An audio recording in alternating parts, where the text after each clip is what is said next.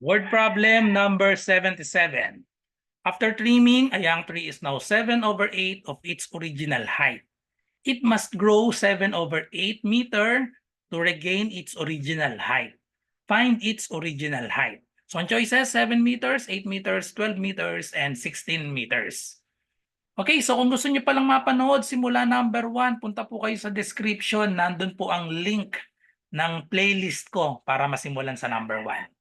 Okay, so bago tayo mag-start, i-promote ko muna, meron po akong Civil Service Exam Review for Math and Logic.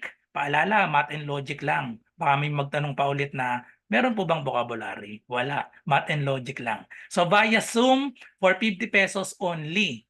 So pag dinivide natin, 10 sessions po ito, kaya lumalabas na 5 pesos per session. O saan ka pa? Dito ka lang makakahanap niyan na 5 pesos lang na Math and Logic Review. Okay, so i-PM nyo lang po ako sa Messenger, RJ Enseñado. Sa mga nanonood sa TikTok, i-PM nyo po ako sa Messenger. Hindi ako online lagi sa TikTok. So, ayan, RJ Enseñado. Okay, so sagutan na natin. So, after trimming, a young tree is now 7/8 of its original height. It must grow 7/8 meter to regain its original height. Find its original height. Okay, so mukhang mahirap, no? Pero pag nagawa natin ang equation, ito ay napakasimple lang nito. Okay, so ilet natin ang unknown natin, hinahanap find its original height. So let x be the height. Okay, original height of the tree. So from that, gawa na tayo ng equation. So ang sabi, a young tree is now 7/8. 7/8 of its original height. Okay?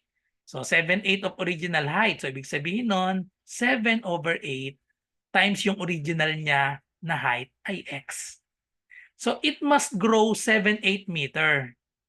It must grow, di ba? Grow. Ibig sabihin ng grow, edi mag-a-add tayo ng 7/8 to regain its original height.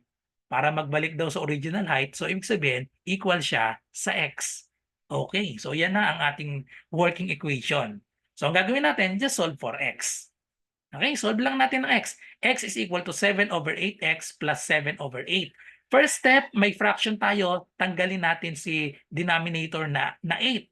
Para matanggal si denominator na 8, multiply lang natin both sides by 8.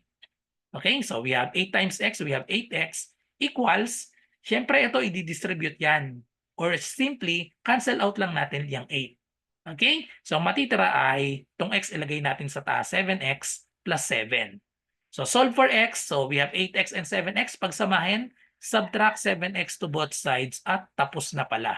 8x minus 7x, that is simply x equals 7. So the correct answer is letter A. Ang original height ng tree ay 7 meters. Ganun lang kasimple. So, thank you for watching. I hope may natutunan kayo sa video na ito. So, kung meron po kayong math question, ay i-comment nyo lang dito or i-PM nyo ako sa Messenger, RJ Enseñado. So, good luck sa lahat na nagre-review. Bye-bye and God bless.